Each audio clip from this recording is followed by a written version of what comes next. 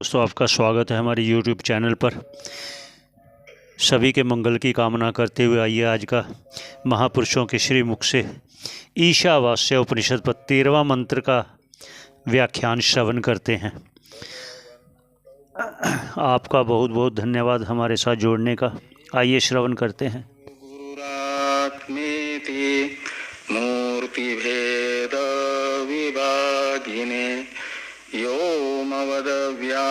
व्याप्तदेहाय दक्षिणामूर्तये नमः। ओम शांति शांति शांति। 13वें मंत्र का विचार आज होना है। 12वें मंत्र से एक अवान्तर प्रकरण प्रारंभ हो रहा है। एक एक के अनुष्ठान की, केवल प्रकृति की उपासना के अनुष्ठान की और केवल कार्य उपासना की भी निंदा करने के बाद ये अधुना का अर्थ निकलेगा। उभयोहो उपासनयोहो, तो उभय उपासना है प्रकृति की उपासना और कार्य की उपासना।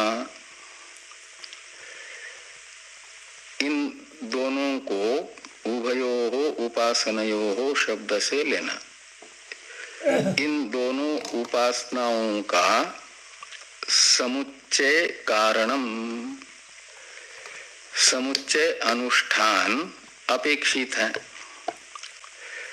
तो इन दोनों उपासनाओं के समुच्चय का कारण क्या होगा? तो कहते हैं अवयव फल भेदम। इसमें अवयव शब्द से लेना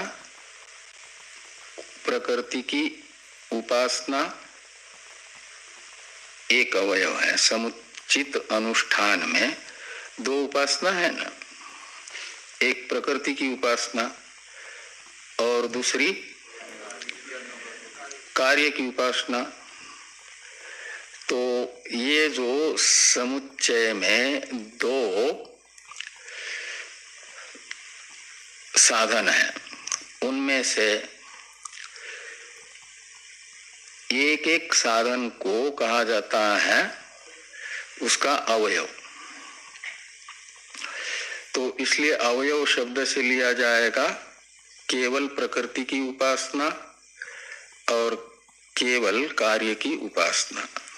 उनका समुचित अनुष्ठान करें। ये समुच्चय अनुष्ठान का कारण एक एक के पृथक पृथक फल को श्रुति बताती है। आहा का कर्ता होगा श्रुति। आह यानी श्रुति आह, ऐसा भगवान भाष्यकार कह रहे हैं। अब 13वें मंत्र का उच्चारण कर लें। अन्य देवाहु संभवात अन्यदाहुरसंभवात्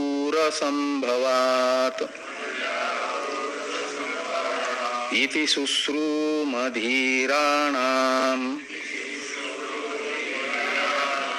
येनस्तद्विचक्षिरे।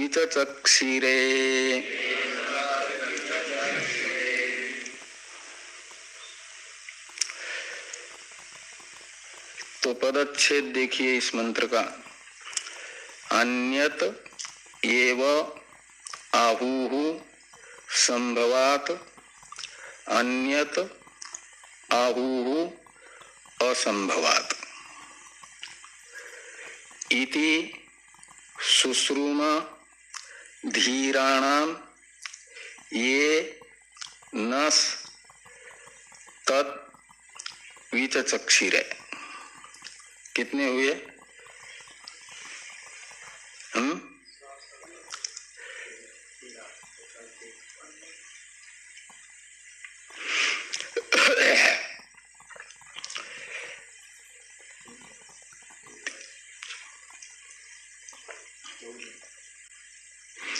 पूर्वार्ध में 7 है और उत्तरार्ध में इति सुश्रुम धीराणाम ये नस तत् विचक्षिर है, 7 ही है, तो कुल मिलकर के 14 है। तो पूर्वार्ध में संभव शब्द से लेना कार्य को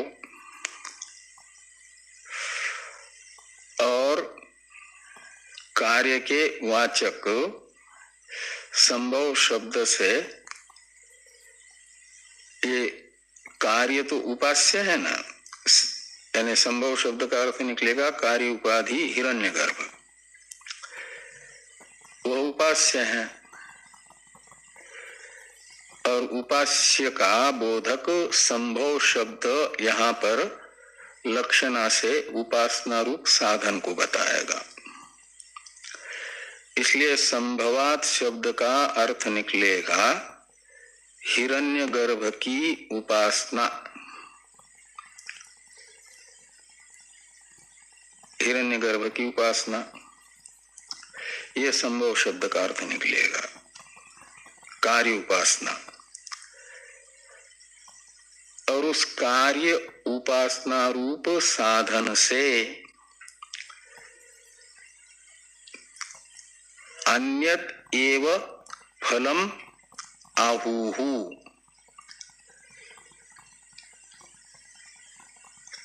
तो कार्य की उपासना से पृथक ही अन्यत एव, और फलम शब्द का अध्यार कर दीजिए, अन्यत यानी अन्यत फलम, तो अन्यत एव फलम आहु,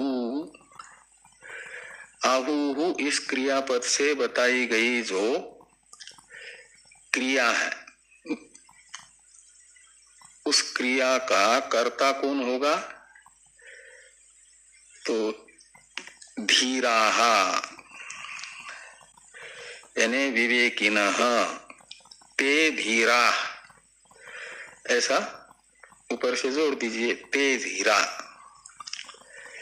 आहु,